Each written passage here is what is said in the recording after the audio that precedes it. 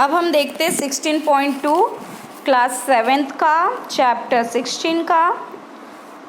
हमने जो कहा था नेक्स्ट वीडियो में हम यहाँ से कंटिन्यू करेंगे। तो यहाँ पे है forms of water. Are you afraid that continuous use will someday exhaust all the water available for use?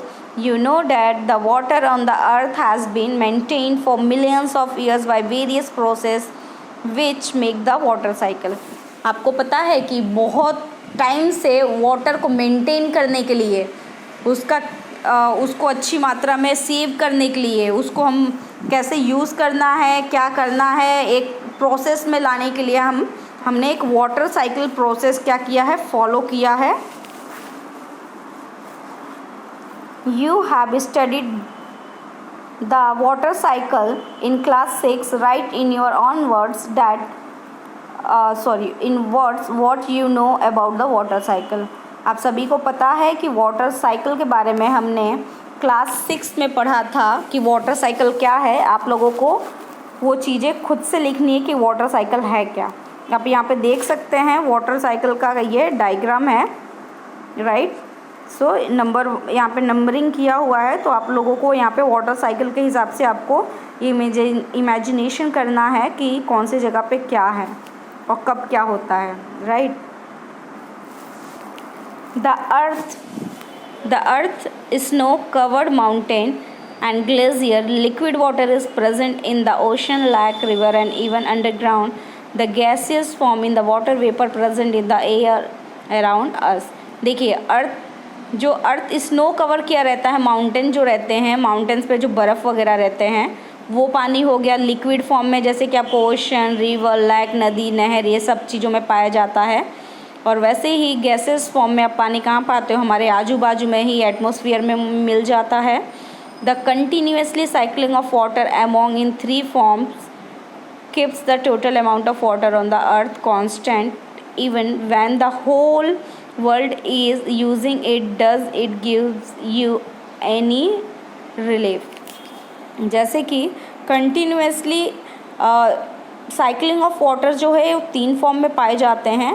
पहले तो 3 फॉर्म्स ऑफ वाटर हमें मिलते हैं, कौन कौन से, सॉलिड, लिक्विड, गैस, राइट।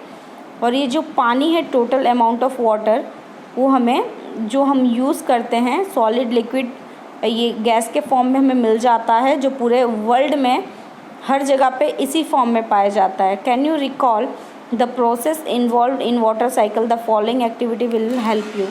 अब इसमें हम याद कर सकते हैं कि जो वाटर साइकिल कौन कौन से प्रोसेस इन्वॉल्व होते हैं, यहाँ पे देख लेना आपको याद आ जाएगा। रिकॉल डैट मीन्स याद आना। 16.3 का फिगर 16.5 देख सकते हैं। shows the process involved in the water cycle. They are labeled by numbers. Match these numbers with the process given in the jumbled form. Most towns and cities have water supply system maintained by the civic. अब यहाँ पे क्या बोला गया है कि ये जो नंबरिंग आपको दिया गया है और ये जो नंबर राइट हैंड साइड में आप डायग्राम के देख सकते हो, तो ये सारी चीज़ें आपको क्या करना है, वहाँ पे नंबरिंग, यहाँ पे उल्टा पुल्टा नंबर दिया है, आपको वाटर साइकिल के हिसाब से उसको अरेंज करना है।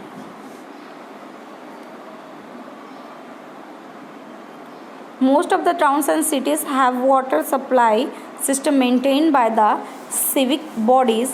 The water is drawn from nearby lakes, rivers, ponds or wells. The water is supplied through a network of pipes. Many villages do not have such a water supply system. Their people fetch water directly from the source. Often women and children have to walk several kilometers to fetch water. The children suffer a lot. They cannot attend school regularly since they spend hours in fetching water. देखिए अभी हम तो कितने खुश नसीब है कि हमारे घर पे पानी मिल जाता है, राइट। लेकिन आज भी भारत में जैसे हमारे घर द्वार पे पानी कैसे पहुंचता है, बाई पाइप के यूज़ से पहुंचता है, लेकिन आज भी भारत में ऐसी कई जगहें हैं जहाँ पे पानी जो है हम पाइप के थ्रू नहीं पहुँचा सकते। वहाँ पे ऐसा सिस्टम नहीं दिया है जो आप 16.6 में देख सकते हैं, जिसमें जो माँ होती है, जो बच्ची होती है, वो क्या करते हैं, घड़ा ले करके बहुत दूर दूर तक जाते हैं और पानी भर भर के लाते हैं। इसके कारण से बच्चियाँ जो है रेगुलर स्कूल तक नहीं जा पाती हैं, A large number of people draw water from wells, tube wells, hand pumps. From where do this source get water?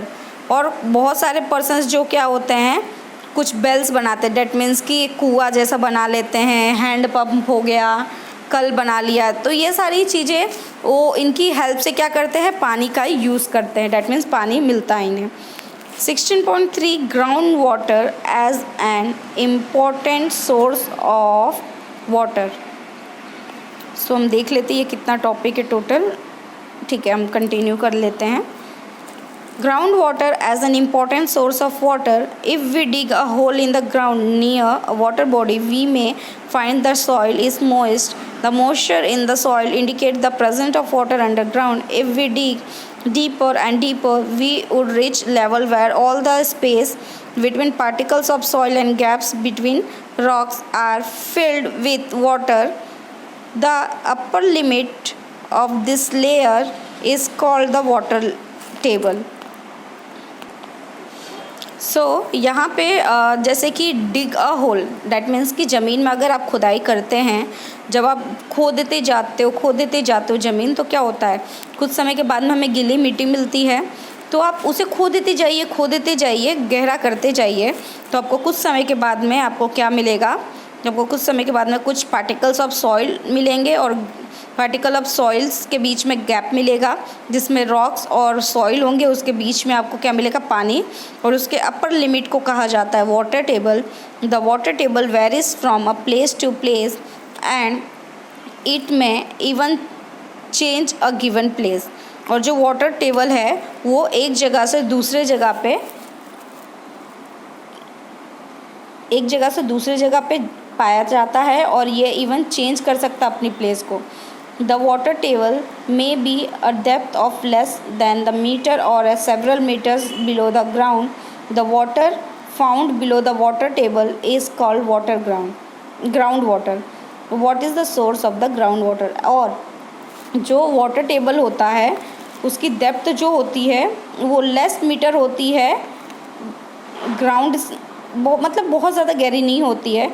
और जो वाटर मिलता है वाटर टेबल ग्राउंड वाटर में, जो ज़मीन के अंदर पाया जाता है ना, जो धरती है जब हम खुदाई करते हैं और ज़मीन के अंदर से जो पानी मिलता है उसे हम कहते हैं ground water. The rain water, और ये ग्राउंड वाटर होता क्या है, इसका सोर्स क्या है, कहाँ से मिलता है हमें। The rain water and the water from the other source such as river and ponds seeps through the soil and fills the empty space and cracks deep below the ground. This process of sweeping of water into the ground is called infiltration. आपने देखा होगा जब rain water हो गया या नदी का पानी हो गया, राइट, नदी हो गया, रिवर पोन्ड्स, ये सब की जो पानी हो गई क्या हो जाते हैं, वो खाली जगहों पे भर जाते हैं, इवन कहीं कहीं पे क्रैक रहते हैं, क्रैक के ज़रिए वो अंदर डीप पानी घुसते हैं। तो एक ऐसा प्रोसेस जिसमें पानी क्या होता है, सिप होता रहे, मतलब कि सूखता जाए धीमे धीमे ग्राउंड में, उस प्रोसेस को कहा जाता है infiltration. The ground water thus gets recharge by the process, और इस प्रोसेस से ग्राउंड वाटर को क्या मिलता जाता है, पानी मिलता जाता है। At a place the ground water is storeyed between layers of hard rock below the water table, और ऐसी जगह जहाँ पे ग्राउंड वाटर रहता है वहाँ पे क्या पाया जाता है, layers of hard rock below the water table. Water table के नीचे बहुत ही बड़े बड़े पत्थर पाए जाते हैं। This is known as aquifer, और इसे एक्वाफायर कहा जाता है। Water in the aquifers can be easily pumped out with the help of tubewells और हैंड पम्प्स। और जो ये वाटर जो रहता है एक्वाफायर, ईजिली हम इसको पम्प्ड आउट कर सकते हैं with the help of tubewells और हैंड पम्प से। डैट मीन्स कि देखिए हम क्या होता है कि जब हम कभी कभी क्या करते हैं ना कि हम जब खुदाई करते हैं, राइट, तो उसमें हम कल से डायरेक्टली कनेक्टेड कर देते हैं, हैंड पंप से डायरेक्टली कनेक्टेड कर देते हैं। अपने गांव में देखा होगा जब खेती करते तो पाइप लगा के क्या करते थे, उसको कनेक्ट कर देते, तो मोटर के थ्रू क्या होता है, पानी ऊपर खींचता है। Have you ever been to a site where construction work is going on? From where do the workers get water for construction? Maybe you have seen boring being done at such site. To reach the water table, inquire from the people working there how deep they have to dig. और आपने देखा होगा कि हम जब खेती करते तो क्या होता है, वहाँ पे खुदाई करके और वहाँ पे एक हैंडपम्प जैसा लगा देते हैं, या तो फिर हम क्या कर देते हैं, वहाँ पे एक कंस्ट्रक्शन करके बोरिंग लगा दिया जाता है जिसके थ्रू हम खेत में पानी पहुँचा पाते हैं। हम जैसे मैंने बताया था, can we keep on drawing water from underground, how will it affect the water table. अगर हम डेली हर जगह जगह पे ऐसे ही हम करते रहें, जगह जगह पे हम बोरिंग लगाते रहे और उसका पानी का यूज़ करते हैं, तो क्या होगा, उसका साइड इफ़ेक्ट क्या होगा। तो अभी हम नेक्स्ट वीडियो में जो है हम आगे का देखेंगे। अभी इस वीडियो में आपको ये अच्छे से पूरा लर्न कर लेना है और 2 से 3 बार आपको रीड कर